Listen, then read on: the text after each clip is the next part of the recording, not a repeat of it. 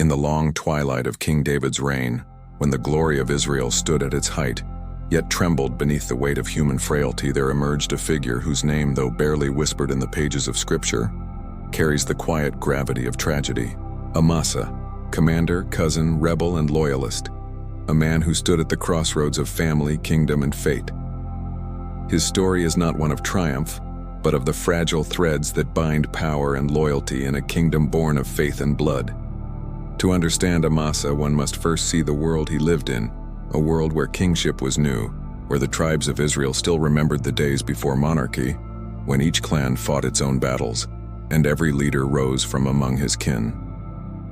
The unification of Israel under David was both miracle and compromise.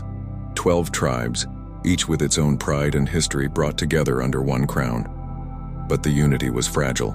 Beneath the surface of peace ran old rivalries, between Judah and the northern tribes, between the house of Saul and the house of David, between loyalty to the throne and loyalty to blood. Amasa was born into this world of shifting loyalties. His mother, Abigail, was David's sister, placing him within the royal bloodline itself. His father, Jether the Ishmaelite, was an outsider, a man of the desert tribes beyond Israel's borders. In that union of royal and foreign blood, Amasa embodied the paradox of Israel itself, both chosen and conflicted, both bound by covenant and open to the wider world. From the beginning, he straddled two identities, family of the king, yet not fully of the inner circle. While his cousin Joab became the steel of David's armies, Amasa's path was quieter. Joab was ruthless and decisive, the man who conquered Jerusalem, who struck down Abner and Absalom alike. His loyalty was absolute in service, but never in submission. He obeyed the needs of the throne more than the voice of the king. In contrast, Amasa seemed the opposite, steady, disciplined, a soldier who respected order more than ambition. It was a difference that would one day seal both their fates. The great turning point came with Absalom's rebellion. Absalom, handsome, charismatic, and consumed by a fire that even his father could not contain, rose against David, claiming that the king had grown weary and unjust. He promised a new era, one where the people's grievances would be heard, where the throne would be closer to the people. But beneath the rhetoric of justice lay the ambition of a prince who could not wait for inheritance. When Absalom needed a commander to lead his army, he turned to Amasa. The choice was striking. He could have sought Joab, who had once interceded for him. But Joab's loyalty to David was unbreakable, even when strained. Amasa, as David's nephew yet not part of Joab's hardened inner circle, offered something different: legitimacy without danger. His appointment would send a message that this was not mere rebellion but a rival kingship, blessed with royal blood. We can imagine Amasa standing before Absalom, the young prince's eyes burning with conviction. Perhaps Amasa saw in him not just a rebel, but the reflection of David's own youth, a shepherd who had once defied a king for the sake of righteousness. Perhaps he believed in some quiet way that he was preserving the kingdom by preventing a bloodier split. Or perhaps he simply obeyed the current of duty, as soldiers often do, swept into histories tied by decisions they never truly make for themselves. The war that followed tore through Israel's heartland. On one side, the seasoned warriors of David, men hardened by years of conquest, guided by Joab's iron hand. On the other, the armies of Absalom, drawn from tribes weary of Jerusalem's dominance, led by Amasa's steady command. The battle in the forest of Ephraim was swift and cruel. Nature itself seemed to take sides, as the dense woods swallowed Absalom's forces. And in the midst of that chaos, the rebellion ended not with a clash of armies, but with the death of a son. Absalom's hair caught in the branches of an oak, and Joab, ignoring the king's plea for mercy, struck him down. It was victory without joy. David wept, crying out, "Oh, my son Absalom, my son Absalom," a lament that silenced the songs of triumph. But when the mourning passed and the king returned to Jerusalem, the kingdom was fractured. The tribes murmured against one another. The people of Judah hesitated to restore their king. Israel was whole only in name. And here, amid the ashes of rebellion, David made one of his most daring political moves. To heal the wounds of division, he appointed Amasa, the very man who had led Absalom's army, over Joab as commander of the royal forces. It was a gesture of reconciliation, a signal that the past could be forgiven, that the crown stood above vengeance. But beneath its wisdom lay danger. For in exalting the symbol of unity, David humiliated the symbol of strength. Joab had fought for him, killed for him, defied him for the kingdom's sake. To be replaced by Amasa was a humiliation he would not abide. In the culture of ancient Israel, the role of commander was not merely military, it was tribal, symbolic, and deeply personal. The general was the guardian of the king's legitimacy, the executor of divine order in war. Joab had been that guardian since the early days of David's rise, the hammer of his justice. To strip him of that post was to strike at the heart of his identity. From that moment, Joab's loyalty transformed into something colder, quieter, and infinitely more dangerous. Not long after, a new threat emerged. A man named Sheba, son of Bichri, a Benjamite, one of the remnants of Saul's old loyalists, raised the cry, "We have no portion in David, nor inheritance in the son of Jesse."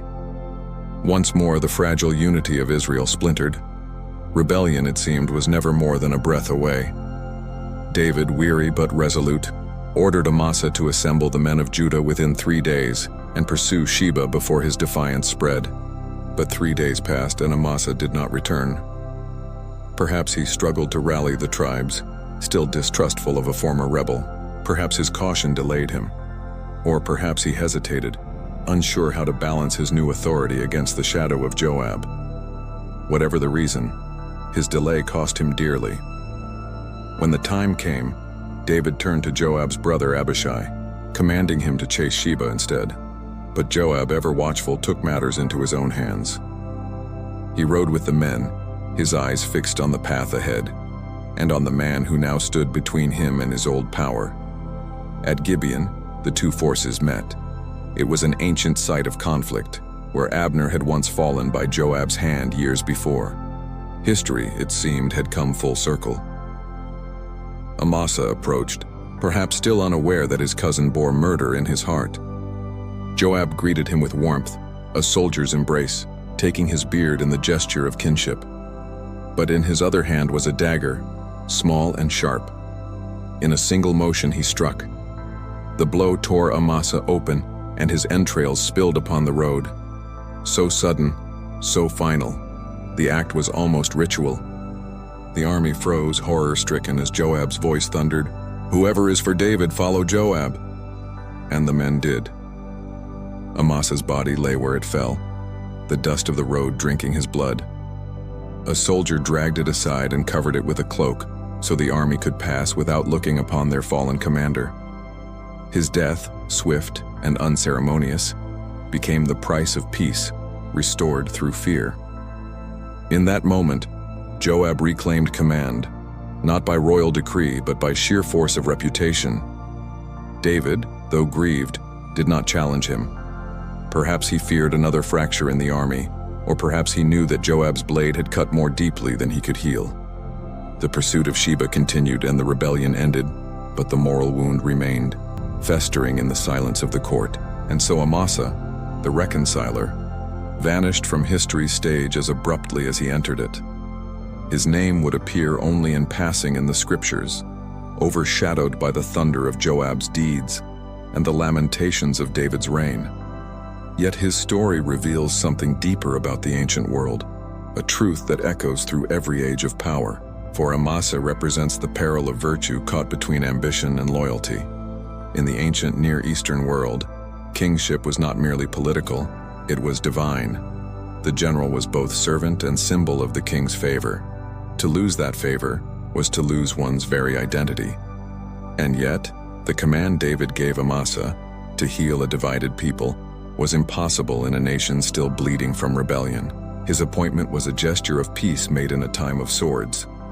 Amasa's fate also reflects the tragic rhythm of David's reign. David, the man after God's own heart, was both poet and politician, warrior and penitent. His kingdom was blessed, but haunted by the consequences of his own decisions. The blood of Uriah, the rebellion of Absalom, the death of Amasa, all were threads in the same tapestry. A kingdom built on divine promise, yet sustained by human struggle. In the centuries that followed, scribes and prophets would remember the great names, David, Solomon, Joab. But within those grand chronicles lie quieter lives like Amasa's, lives that reveal the hidden costs of greatness. His story is the shadow side of the monarchy, the story of the faithful who stand too close to power, the loyal who die between two loyalties. When Solomon ascended the throne, he would at last bring justice to the legacy of his father's reign. Joab, who had slain Abner, Absalom, and Amasa alike, fled to the tabernacle, grasping the horns of the altar, seeking sanctuary. But Solomon ordered his execution, saying that Joab's blood guilt must not stain the house of David forever. In that act, one might imagine the ghost of Amasa finding peace, his spilled blood at last avenged by divine order. And yet, Amasa's legacy remains more than vengeance. He stands as a symbol of reconciliation, of the fragile hope that nations can heal even after betrayal. In his brief command, David sought not victory, but unity. And in that hope, Amasa's memory endures as more than a casualty. He is a mirror to every leader who tries to build peace on the bones of conflict, and a warning that in the house of power, even kinship can be a dangerous thing. In the end, Amasa's story reminds us that history's greatest lessons often lie in its smallest names. His life is a parable of forgotten courage, a testament to the truth that peace, though noble, is rarely safe. His name flickers like a candle in the wind of Scripture, easily overlooked yet casting a light that reveals the heart of the age. That the cost of kingship is measured not only in crowns and victories, but in the blood of those who stood too near to greatness. And when we read his name, Amasa, the overlooked commander, we glimpse the unspoken truth behind every empire, every dynasty, every legend, that the story of power is also the story of those who fall beneath it.